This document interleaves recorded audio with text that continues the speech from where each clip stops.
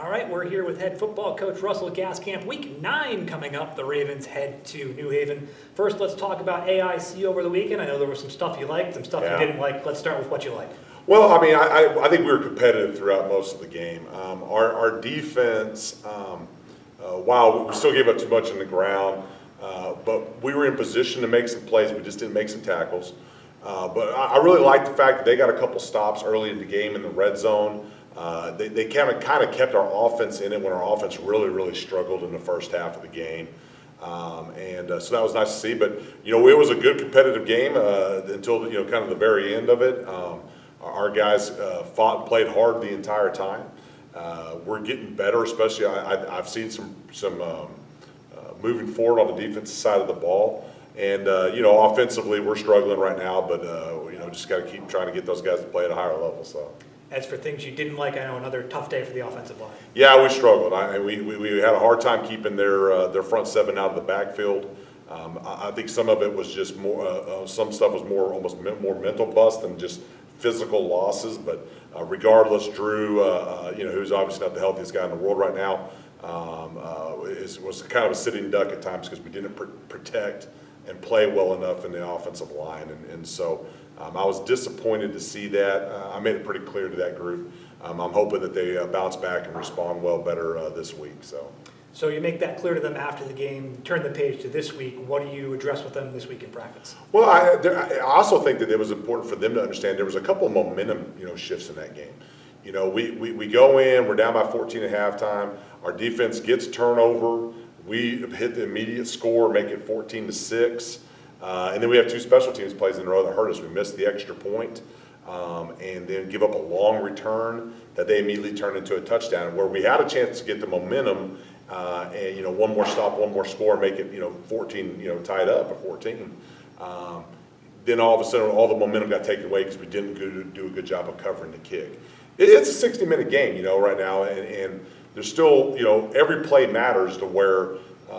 A game can be lost off something as simple as that long kickoff return after we just scored a touchdown. And I really thought that was a big momentum shift in the game for them.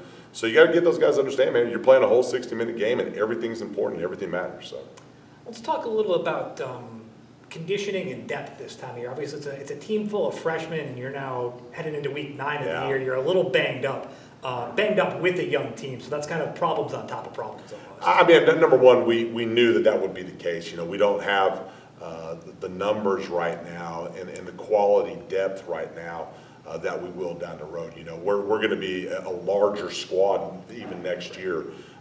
Be a year older, be a year stronger, a year in better shape, a year of summer conditioning. So there's a lot that goes into that. Young teams get beat up, they do, and so our training staff's doing a great job of getting those guys back in as soon as they possibly can. But at the same time, it's an opportunity for guys that maybe haven't been playing as much to step up and get reps, get these learning experiences that everyone else is getting, and it's only going to make us stronger going into the future. We had a year when I was a Panhandle in 13 that seemed like almost every starter we had on our team got injured during some point of that year.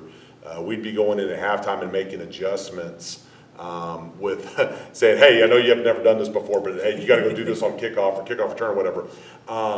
And when we came back in 14, when we had our best record there, it was a lot of guys that maybe would not normally have played in 13 that had kind of that built-in reps that when we came back in 14 and we stayed healthy that year, we were just that much stronger. So I've seen this before. I've been around young teams that get beaten up, and you just got to keep working with them and try to get the next guy ready to go. So speaking again about young teams, obviously the speed is a big difference between high school and college, but what else are the big adjustments these guys are having to make? I mean, I tell them all the time, knowledge is king, and especially in college. I mean, you've got to be able to run systems and schemes that are above what they did in high school. And so, those schemes and stuff have to change kind of week from week, sometimes depending upon what you're seeing either on the offense side of the ball or the defensive side of the ball. I mean, this is still a simple game in the fact that, if you're on defense, you got to take away the top 3 runs and top 3 passes. So sometimes you got to maybe have to do something and tweak a scheme a little bit, and the guys got to go understand it, but they might have to know how to do that scheme versus, several different formations or a shift or motion or whatever. So you get to a point that you got to be able to trust guys that they know what they're doing, and those guys are going to play maybe even ahead of somebody that's a better athlete than them that doesn't quite get the scheme. And so the most important thing is knowing that you can trust what a kid's going to do, and his teammates got to be able to trust that they know what he's going to do and not bust. And obviously young teams bust a lot, but that's part of when you say developing in a system or learning a scheme. Once we get through this year, we go through spring ball and come back next year, same terminology, same coaches, all the above, we'll be so much further along. Right. So let's take a look at New Haven now, headed down there for a kickoff on Saturday. Yeah. What do we know about the Chargers? Well, they're a good football team. Let's start there. And maybe as good of a collective group in the offensive and defensive lines that we've seen. You don't see a whole lot of weakness in their offensive line. They got really good defensive linemen. Their defensive line's unique that they can create pressure with just 3 and 4 and not have to blitz to be able to do it. And they got some really good athletes over there. So number one, for us to stay in this game, we're going to have to at least tie in the trenches. Get a hat on the offensive line. Defensive line, we're going to have to create some penetration and do some stuff that where we're playing on the other side of the line. They look like an older group. What that should look like. So they're impressive in that regard. They do a good job of running the ball. They do a good job of stopping the run, and they're a good football team. They're going to represent the NE10 well this year as one of the top teams in the league. So you mentioned they've got a strong defensive line, and we just talked about some of the problems on offensive line this past week. So what adjustments do you make there headed into this week? Well, number one, and part of what happened last week is that sometimes 0-yard plays are good plays.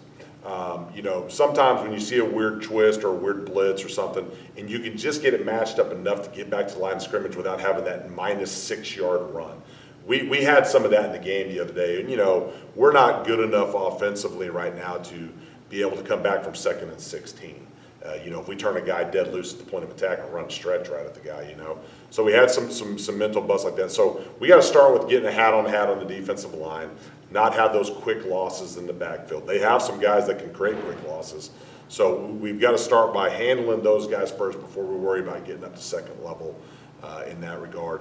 And then as for our defensive line against their offensive line, like I said, we're going to have to play on the edges. We can't not be great with our hands this week. We give up our chests against these guys. It's a big physical group. We're going to get moved back. So we're going to have to play on the edges of guys and try to create some stuff in the backfield. So we've talked a lot about Drew this year. How's he hanging in back there? Well, Drew's not 100% right now. But, I wouldn't say almost anyone in the nation right now is 100%. But obviously we've had to curtail some stuff on the offense side of the ball to be able to deal with some of the injury stuff he's been dealing with.